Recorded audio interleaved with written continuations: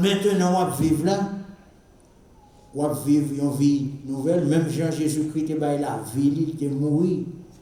Et enterré, et puis il vient ressusciter. Eh bien, ou même ressusciter avec Christ. Les gens qui vont le baptiser, ils vont apprendre ça déjà. Nous-mêmes qui déjà baptisés, nous apprenons. Ils apprennent selon la Bible que le baptême, c'est un symbole de la mort et de la résurrection. C'est-à-dire, ils plongé, c'est comme si vous étiez mort, ils enterré avec Jésus-Christ. Et ils levé ou ressuscité, même Jésus-Christ est ressuscité. Mais pour faire quoi? Pour marcher en nouveauté de vie. C'est-à-dire son monde nouveau. Donc Jésus-Christ, il dit, il connaît Bobilio. Il a suivi la vie éternelle. Et il renforçait déclaration et promesse là, il dit, et elles ne périront jamais. Déjà la vie éternelle là, fait comprendre que vous n'avez pas jamais perdu. Mais il renforçait, il dit, et elles ne périront, vous n'avez pas jamais péri, et personne ne les ravira de mes mains. Il dit, papa, quittez moi, les plus grands parce que toute l'autre chef et autorité qui gagne. Et personne ne peut les ravir de la main de mon Père. Ça, c'est l'assurance que bon Dieu baille l'Église pour faire comprendre que c'est vrai.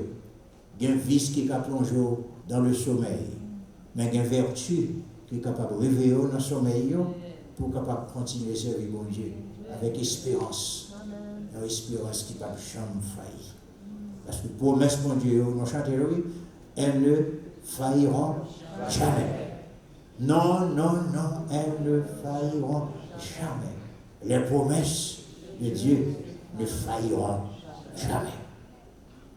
Et docteur Lockyer écrit toute une série de livres sur la Bible.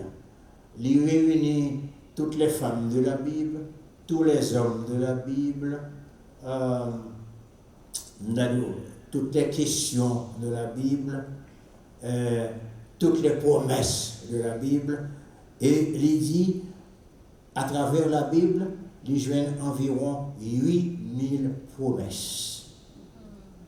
8000 promesses. Et promesses, ça y est, comme nous avons toujours chanté, c'est promesses qui ne peuvent jamais faillir.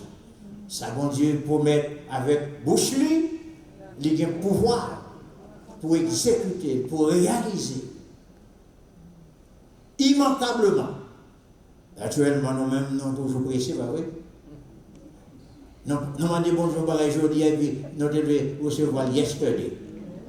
Mais c'est aujourd'hui qu'on est. On ne peut pas recevoir yesterday. C'est pour tant tomorrow. Ouais. Parce que, bon Dieu, va jamais bailler petit, il y a un espoir qu'il faut. Non. Hein? On m'a espéré. On m'a espéré contre toute espérance.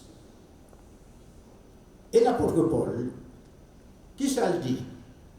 L'apôtre Paul a assuré nous que pas gagné aucune condamnation pour le monde qui est dans Jésus-Christ. Le soir, moi j'ai cité verset ça, que nous jouons dans Romains chapitre 8. Si vous avez besoin qu'on ait qui va le bénédiction qui gagne pour chrétiens, pas négliger le livre des Romains, alors l'épître aux Romains.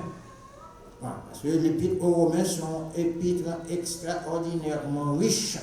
C'est grâce à la lecture et la méditation de l'épître aux Romains que Martin Luther est parvenu à la connaissance de la vérité du salut. C'est le lit romain qui vient découvrir que, salut, ce n'est pas œuvre, non, c'est la foi en Jésus-Christ. Parce que il dit, c'est bon Dieu qui justifie le monde, c'est-à-dire qui déclare le monde juste. Et le monde qui est juste, c'est le monde qui met la foi en Jésus-Christ. Et dans chapitre 8, là, Il dit, il n'y a donc maintenant aucune condamnation pour ceux qui sont en Jésus-Christ. En effet, la loi de l'esprit de vie en Jésus-Christ m'a affranchi de la loi du péché et de la mort. Nous pas esclaves, péché encore. Nous pas pour nous peur la mort physique encore. Parce que nous délivrés. Et nous délivrés pour le temps et pour l'éternité. Point de condamnation pour ceux qui sont en Jésus-Christ. Et c'est dans le même chapitre ça que l'apôtre Paul une série de preuves, une série d'arguments dans Romains 8, une série d'arguments pour faire nous comprendre que salut, non rien, son salut, que pas de monde qui a lâché le non. Alors, il y a des gens qui sont dans l'église et puis leur parle dit est-ce que sauver au milieu de moi, comme si c'était le dans le ciel, là, comme si c'était sauvé. Vous comprenez? Ouais. Si vous sauvez, comme ça, je veux dire. Si dans la voûte, tu as gagné autrefois et qu'on y a gagné maintenant, il faut que vous connaissiez ça. Amen. Changement. Écoutez ça, Paul dit, non? Nous savons du reste, verset 28, dans Romains 8, nous savons du reste que toutes choses concourent au bien de ceux qui aiment Dieu, de ceux qui sont appelés selon son dessein. Car ceux qu'il a connus d'avance, il les a aussi destinés ou prédestinés à être semblables à l'image de son Fils, afin que son Fils fût le premier-né entre plusieurs frères. Verset 30. Et ceux qu'il a prédestinés, il les a aussi appelés. Bon Dieu, il est non. Bon appel à travailler. L'appel au ministère. Mais l'appel au ministère, il précédé d'un appel qui est important. C'est l'appel au salut. Venez à moi, dit Jésus. Vous tous qui êtes fatigués et chargés, et je vous donnerai du repos. Dans verset 31, Paul dit, que dirons-nous donc à l'égard de ces choses? Si Dieu est pour nous, qui sera contre nous? Lui qui n'a point épargné son propre Fils, mais qui l'a livré pour nous tous, comment ne nous donnera-t-il pas aussi toutes choses avec lui? Tout commencement sur maintenant là, nous mettons en phase, nous mettons accent sur relation avec Jésus-Christ. C'est en lui, par lui, à travers lui.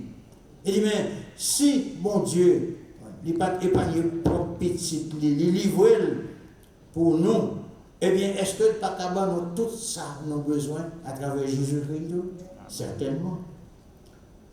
Dans verset 33, il dit, qui est-ce qui a accusé petit bon Dieu? Satan a essayé d'accuser non, mais le Satan paraît dans le ciel, là, si bon Dieu t'a permis, et puis pour l'accuser, frère Léonard. Et puis, frère Léonard paraît devant Satan, bon Dieu, et puis l'autre l'a accusé. Il dit, ah non, monsieur pas chrétien, non, il n'est pas chrétien. Il va dans l'église, il va sauver. Mais Jésus-Christ qui témoigne là-tout, il a dit, mais regardez même, non, c'est pour monsieur même des péchés. Et c'est l'Esprit Saint qui t'a scellé, monsieur, qui t'a marqué de son sang. Donc, monsieur pas pour personne encore, excepté pour vous-même. Qui accusera les élus de Dieu? C'est Dieu qui justifie, c'est bon Dieu qui juge. Seul vrai juge. Si mon Dieu pas condamné, Satan ne va pas condamner. Pas rien, aucune autre personnalité qui est capable de condamner, parce que c'est bon Dieu qui est seul roi. Verset 34, qui les condamnera? Christ est mort, bien plus, il est ressuscité. Il est à la droite de Dieu et il intercède pour nous, c'est ça que je disais tout à l'heure. Jésus-Christ, quand il est dans ce ciel,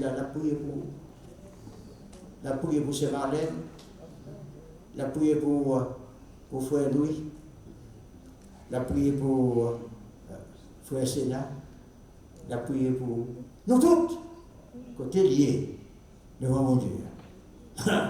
C'est pas avocat qui était avec avocat, non, ça. Jésus-Christ, il a intercédé pour nous, il a prié pour nous. Dans le verset 35, il dit: qui nous séparera de l'amour de Christ? Qui t'a séparé nous de l'amour de Christ? Et puis il dit: est-ce que c'est tribulation? Ah, il y a tribulation, oui, dans la vie. Ah oui, il y a tribulation. Mais, bon Dieu fait provision. Il fait provision pour tout. Ça va venir arriver, petit bon Dieu. Ouais. Est-ce la tribulation? Est-ce que c'est angoisse? Là, on est angoissé, ou qu'on est tellement stressé, ou bien soit déçu, ou bien ou malade, on ne va même pas parler. Gorge ou bouché, ou non angoisse. Bien, on est persécuté.